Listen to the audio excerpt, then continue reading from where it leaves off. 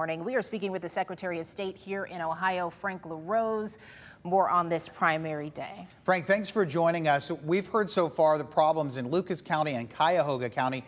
Any word right now, any concern that this is a statewide issue, or does this come down to individual counties where this could be happening?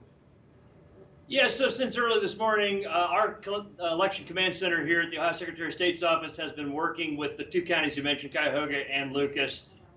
There are issues in different places throughout the state, as you will always have on Election Day morning. Again, imagine 4,000 polling locations staffed by tens of thousands of our fellow Ohioans who are making sure that people have a convenient and secure election experience today. But the issues that you mentioned relate to the electronic poll books that are used to check people in. It's essentially the check-in device. It looks a lot like an iPad. It's used to scan your ID, verify your signature, and then make sure you get the correct ballot. But of course, in elections, just like we did in the military, there's always a backup plan. There's always redundancy. And so poll workers are trained, if there's something wrong with their electronic poll book, to use the old paper binder, the 3-ring binder that, remember, for decades and decades was the way that Ohioans checked into polling locations.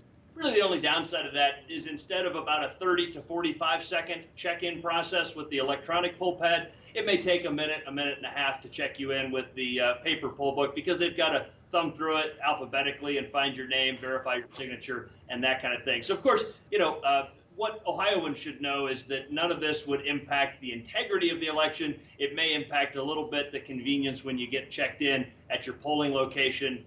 Again, be patient with your poll workers and thank them for the work that they do.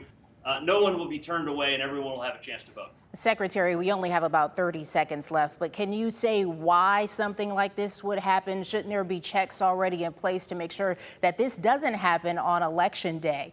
Why would this happen? Is it training? What's the issue here? Yeah, no, Tiffany, this is something that we warned about, because with the compressed timeline related to redistricting litigation, we only had about 60 days to do what would normally take 100 days. And so these kind of logistical problems will pop up, but the boards of elections are ready to handle them.